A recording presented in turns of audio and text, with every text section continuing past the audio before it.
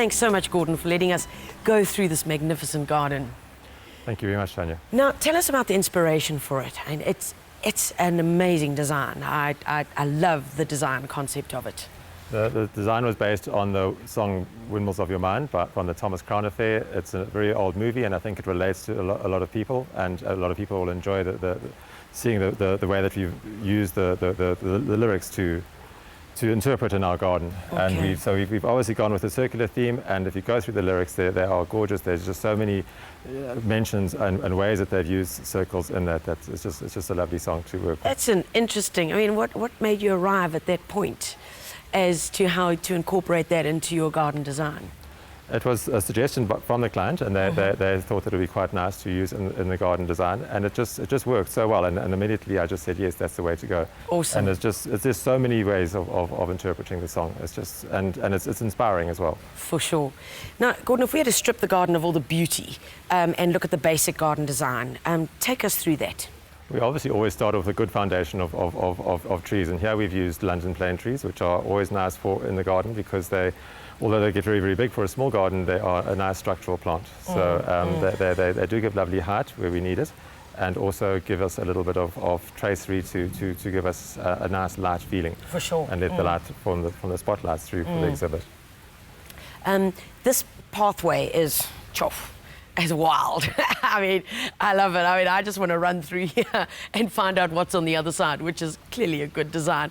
Talk us through this. Basically, the pathway is designed on two circles, which will lead your eye through the garden. And we've lined it with a whole stack of cottage plants. So although we've used the normal sort of structural elements in the garden design, we've used soft planting because that's what really appeals to our local clients. They love that sort of softness in the English feel. Oh, absolutely. And then as you've walked through that, you arrive at that most beautiful area of lawn where I just want to lie and absorb the garden. Difficulty in putting that all together? This has been a very difficult year for us. Yes. We've had a few disasters, and in fact most of the things that we've tried to do have had to be rethought. Yes. Our grass, we had a crop failure on, which happens every couple of years, but it's one of those things, and you roll with the punches, and you make a plan on the day. For sure. And you absolutely have to. It's important to keep the show going, no matter how many disasters you have along the way. Gordon, the planting is just spectacular. I mean, I love it. Talk me through the choice, the selection, and how on earth did you get your hands on these steroid-fed foxgloves? That's it. We've been incredibly lucky in being able to work with a wonderful growing concern in Pietermaritzburg, Blackwood Nurseries. They're based out in Richmond. And I approached them and said, would they come in as a part sponsor on the display? And they have overwhelmed me with their generosity of what they've done. They have grown crop after crop to make sure that the plants arrive here in tip-top condition. And honestly, they have really done us proud. People have just watched the truckloads coming in and just stood back and said, wow, even before we put them in the exhibit. I mean, magnificent. I mean, violas as big as soccer balls, and cabbages and lettuce that you just want to grab and pull out the garden and eat. But truly, I mean, right beyond my shoulder height, these are some serious foxies in this garden.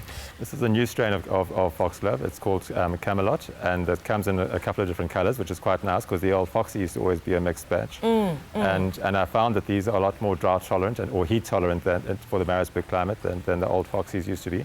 And so in gardens where we haven't been able to grow Foxys for many, many years, we've actually now been able to get these to grow. Beautiful. Which is fantastically exciting, and that they come in separate colours is also very, very nice. That's lovely, because then you can create your garden in the pastels that you want. Absolutely. Now, if this was your garden back home and the foxies are over, what would you suggest as a summer planting? There's so much that one could do. There's always your white lace flowers. There's the zinnias, which you can also now get in separate colours, which will give you the height. And then there's the good old favourites like your petunias and for sure. and that sort of thing. But there's enough other structure in the garden that would then carry the garden through. We've used the grasses and there's a basic structure of tree ferns, although they've been somewhat dwarfed by our foxgloves. But it's just as a lovely soft space to be able to enjoy. Great. Well, Gordon, I think it's absolutely wonderful. Planting that really takes you back into another time frame, and well done, and thank you so much. Well, thank you very much.